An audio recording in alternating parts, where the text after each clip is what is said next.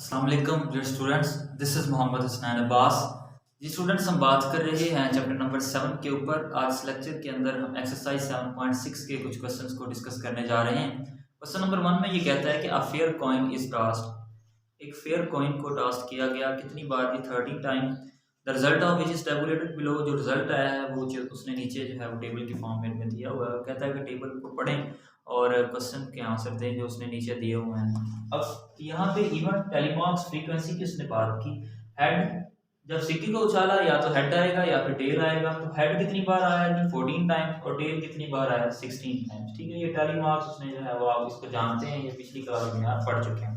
ठीक है, तो अब बात ये करनी है कि उसने पूछा है कि how many times head appears, कि हेड कितनी बार अपीयर हुआ है। तो ये तो सीधा सा क्वेश्चन है, हेड देखें 14 टाइम अपीयर हुआ है तो हेड अपीयर्स 14 टाइम्स। हेड जो है वो 14 बार जो है वो अपीयर हुआ है। इसके बाद दूसरा पार्ट इसमें ये कहता है कि टेल अपीयर्स जो है वो कितनी बार, हाउ मेनी टेल अपीयर्स। तो आपने देख लेना है कि यहाँ पे टेल अपीयर्स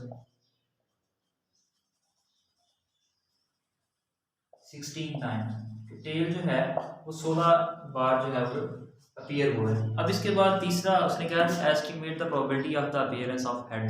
आपने प्रोबेबिलिटी जो है वो बतानी है अपीयरेंस ऑफ हेड की। तो हेड कितनी बार अपीयर हुआ है। तो अब आप यहाँ पे वही सारे क्वेश्चन जो है वो एक तरह के हैं कि let A denotes the event where the head appears, कि आपने ए जो है वो डिनोट कर रहा है इवेंट जिसमें हेड अपीयर होगा। तो लेट ए डिनोट्स द, तो यहाँ पे आपके पास एन ऑफ ए क्या आ जाएगा? एन ऑफ ए जो होगा वो आप देख सकते हैं कि 14 है। तो पी ऑफ ए क्या हो जाएगा? पी ऑफ ए हो जाएगा जी 14। और टोटल आपको पता ही है कि 13 है। क्यों 13? 30 है, सॉरी 16 और प्लस 14। तो ये अगर 16 और जमा 14 करें तो ये 13 आता है। तो ये आप इसको काटना चाहें तो काट दें, तो ये 15 आ जाएगा। 7/15 इसकी प्रोबेबिलिटी आ जाएगी। अगर आपने प्रोबेबिलिटी फाइंड आउट करनी है टेल की तो ये एन ऑफ बी कह लें, तो ये आपके पास 16 होगा। और अगर आपने P of B find out कर रहे हैं तो ये 16/30 आ जाएगा। तो ये आपके पास 8/15 आ जाएगा। ये प्रोबेबिलिटी जो है वो टेल की है, और जो दूसरी वाली थी वो आपके पास प्रोबेबिलिटी आई हुई है वो हेड की थी। अब इसके बाद क्वेश्चन नंबर 2 के ऊपर बात करते हैं।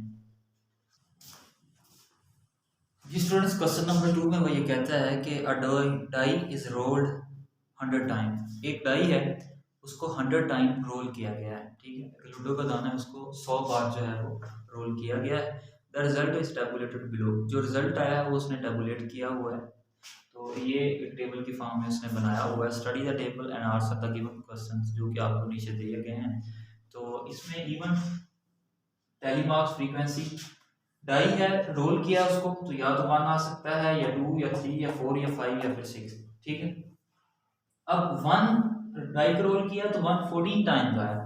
फिर रोल किया तो 2 तो 17 टाइम्स आया। ठीक है, 3 जब रोल किया गया तो 3 20 टाइम आया। 4 18 टाइम आया। 15 5 जो है वो 15 टाइम आया। और 6 जो है वो 16 टाइम्स आया।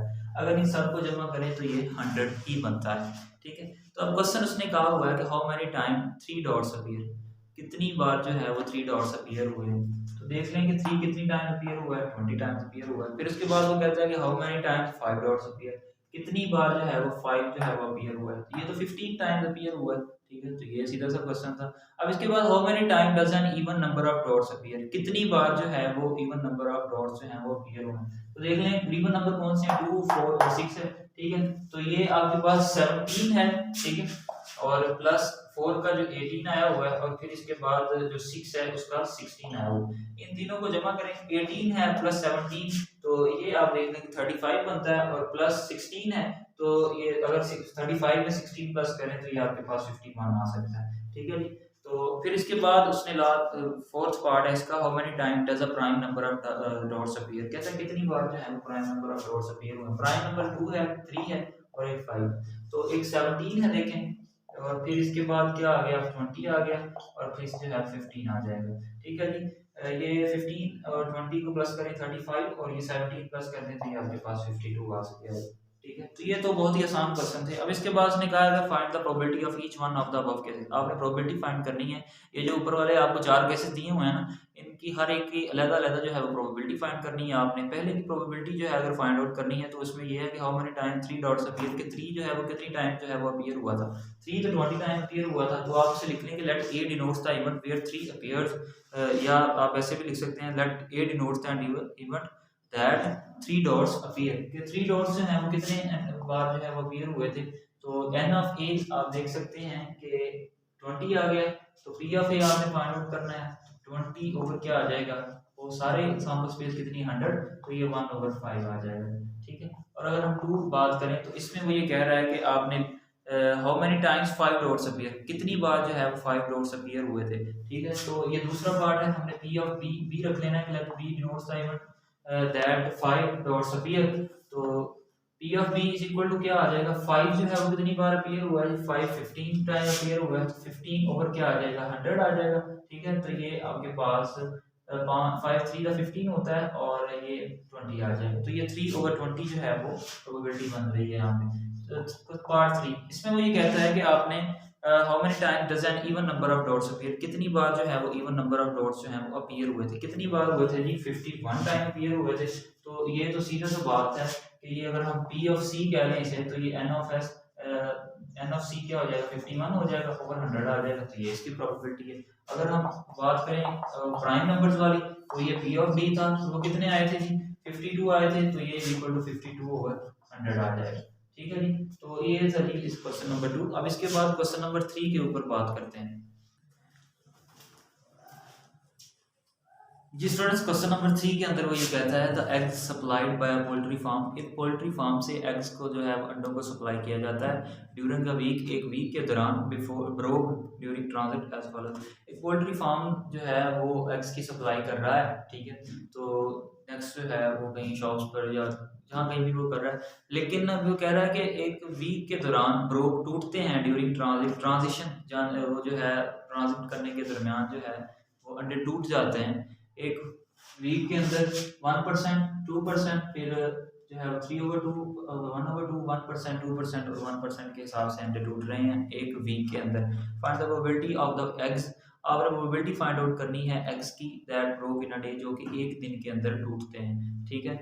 तो फिर इसके बाद उसने कह दिया calculate the number of eggs that will be broken in transiting the, आपने प्रोबेबिलिटी भी फाइंड आउट करनी है एग्स की जो कि एक दिन के अंदर टूटते हैं, और फिर उसमें आपने कैलकुलेट नंबर ऑफ एग्स, अंडे कितने जो है वो टूटते हैं एक दिन के अंदर, ये भी आपने मालूम करना है। ठीक है। तो फॉलोइंग इतने जो हैं वो 7000 अगर वो ट्रांजिट कर रहा है तो इसमें से कितने टूटेंगे ये भी आपने बताना है। ठीक है। पहले प्रोबेबिलिटी फाइंड आउट करते हैं कि देखें पर इतने परसेंट हिसाब से जो है वो अंडे टूट रहे हैं। तो इन सबको जो है वो पहले जमा करें आप, इनको जब आप प्लस करेंगे तो ये 1 + 2 प्लस ये 3/2 हो जाएगा, प्लस 1/2 है, +1 +2 और ये +1 आ जाएगा। ठीक है। तो ये परसेंटेज की फॉर्म में है।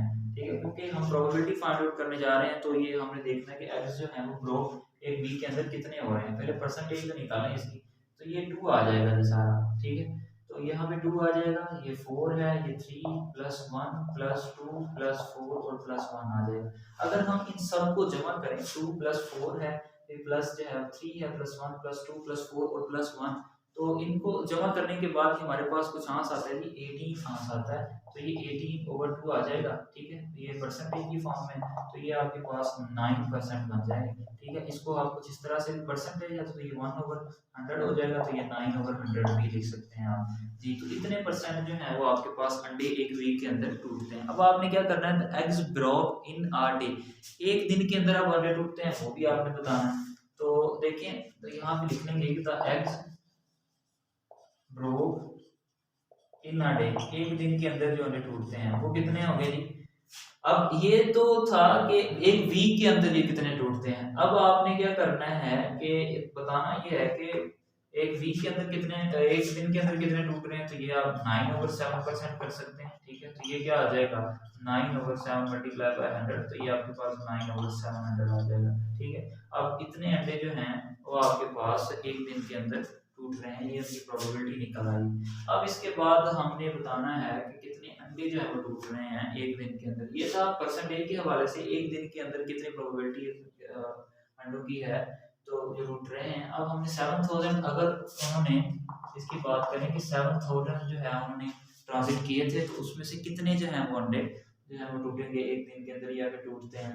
तो 7000 है तो इसको आपने क्या करना है कि इसको मल्टीप्लाई करवा देना है आपने एक दिन के अंदर जो आपने निकाली हुई है प्रोबेबिलिटी। जैसे कि 9 ओवर जो है वो 700 आई हुई है, जो 9/7% लिखें 7000 है तो इसको मल्टीप्लाई करें 9/700 आ जाएगा। ठीक है, ये एक दिन के अंदर टूट रहे हैं उसने ट्रांजिट किए हैं, आपने इनमें से वो निकालने जो है टूटेंगे। ठीक है, तो नेक्स्ट जो है वो 840 है और फिर इसके बाद 10 उसने दिया हुआ 500, तो फिर आपने उसमें से भी बताना है कि कितने घंटे जो हैं वो टूटते होते हैं। तो ये आपके पास जो है वो कैंसर 7 ये 10 हो जाएगा, तो ये आपके पास 90 एग्स आ जाएगा। जब इतने वो ट्रांजिट करेंगे 7000 अंडे उन्होंने अगर भेजे हैं कहीं कहीं जगह किसी जगह पे, तो उसमें से 90 एग्स ऐसे होंगे जो कि टूट जाएंगे। ठीक है, फिर इसके बाद बारी आती है 840 की। तो आपने 840 है मल्टीप्लाई बाय ये 9 ओवर क्या आ जाएगा 700।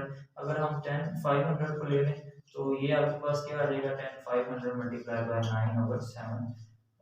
तो ये आप इनको जो है वो नेक्स्ट सॉल्व कर लीजिएगा, आपके पास आंसर आ जाएगा और वो जो आपके पास आंसर आएगा उतने अंडे जो हैं वो एक दिन के अंदर जो हैं वो इस टाइम 40 के 500 के हिसाब से और 80 40 के हिसाब से टूट रहे हैं। तो स्टूडेंट्स उम्मीद है आपको इस लेक्चर की भी समझ आई होगी।